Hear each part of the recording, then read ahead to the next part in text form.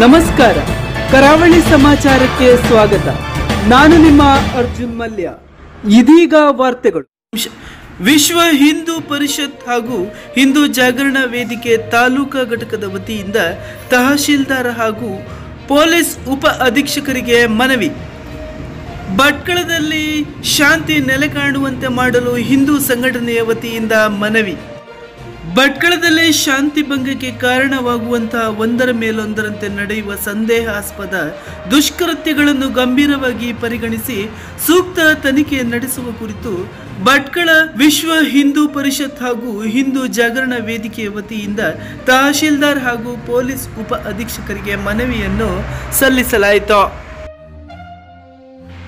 ಭಟ್ಕಳದಲ್ಲಿ ಇತ್ತೀಚಿನ ದಿನಗಳಲ್ಲಿ ಶಾಂತಿ ಸುವ್ಯವಸ್ಥೆಗೆ ಧಕ್ಕೆ ತರುವಂತಹ ಅನೇಕ ಸಂದೇಹಾತ್ಮಕ ಪ್ರಕರಣಗಳು ಒಂದರ ಮೇಲೆ ಒಂದರಂತೆ ಸಂಭವಿಸುತ್ತಿದ್ದು, ಪ್ರಕರಣಗಳನ್ನು ತಮ್ಮ ಗಮನಕ್ಕೆ ತರುವ ಮೂಲಕ ಶೀಘ್ರವಾಗಿ ಸೂಕ್ತ ತನಿಖೆ ನಡೆಸಿ ತಪ್ಪಿತಸ್ಥರ ವಿರುದ್ಧ ಸೂಕ್ತ ಕ್ರಮ ಕೈಗೊಳ್ಳುವಂತೆ ಆಗ್ರಹಿಸುತ್ತಿದ್ದೇವೆ.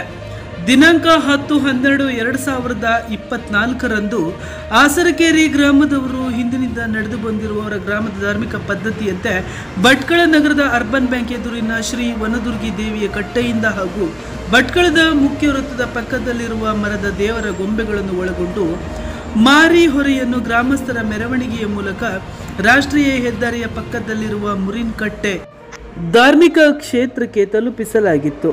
ಹಾಗೆಯೇ ಸಂಪ್ರದಾಯದಂತೆ ಮುಂದಿನ ಗ್ರಾಮಕ್ಕೆ ಮಾರಿ ಹೊರೆಯನ್ನು ತಲುಪಿಸುವ ಉದ್ದೇಶದಿಂದ ಇಲ್ಲಿ ಪೂಜೆ ಸಲ್ಲಿಸಲು ಹೋದಾಗ ಅಲ್ಲಿ 2 ದೇವರ ಗೊಂಬೆಗಳು ನಾಪತ್ತೆಯಾಗಿರುವುದು ಗ್ರಾಮಸ್ಥರ ಗಮನಕ್ಕೆ ಬಂದಿರುತ್ತದೆ.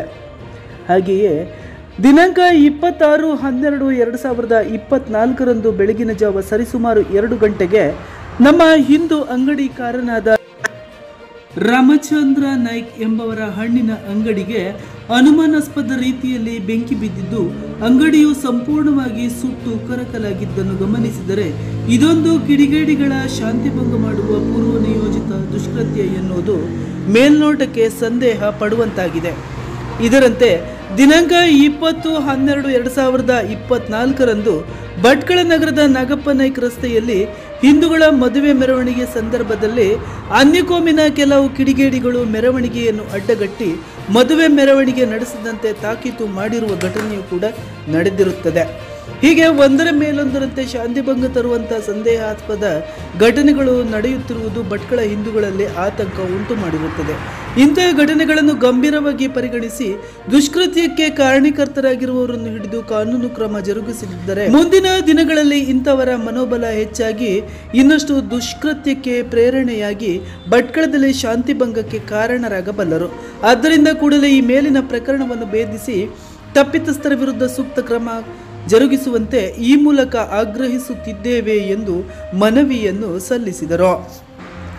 ಈ ಸಂದರ್ಭದಲ್ಲಿ ವಿಶ್ವ ಹಿಂದೂ ಪರಿಷತ್ ಭಟ್ಕಳ ಘಟಕದ ಅಧ್ಯಕ್ಷರಾದ ರಾಮಕೃಷ್ಣ ನಾಯ್ಕ್, ಹಿಂದೂ ಜಾಗರಣ ವೇದಿಕೆಯ ಸಂಯೋಜಕರಾದ ಜಯಂತ್ ಬೆಣಂದೂರ್, ಹಿಂದೂ ಜಾಗರಣ ವೇದಿಕೆಯ ಸಹ ಸಂಯೋಜಕರಾದ ನಾಗೇಶ್ ನಾಯ್ಕ್ ಹೆಬ್ಳೆ, ಹಾಗೆಯೇ ಕುಮಾರ್ ನಾಯ್ಕ್, ಶ್ರೀಕಾಂತ್ ನಾಯ್ಕ್, ಬಜರಂಗ ದಳದ ಸಂಚಾಲಕ ದೀಪಕ್ ನಾಯ್ಕ್, ಶ್ರೀನಿವಾಸ್ ನಾಯ್ಕ್ ಹನುಮಾನ್ ನಗರ್, ಹಿಂದೂ ಮುಖಂಡ ದಿನೇಶ್ ನಾಯ್ಕ್ ಹಾಗೂ ಇನ್ನಿತರರು ಉಪಸ್ಥಿತರಿದ್ದರು.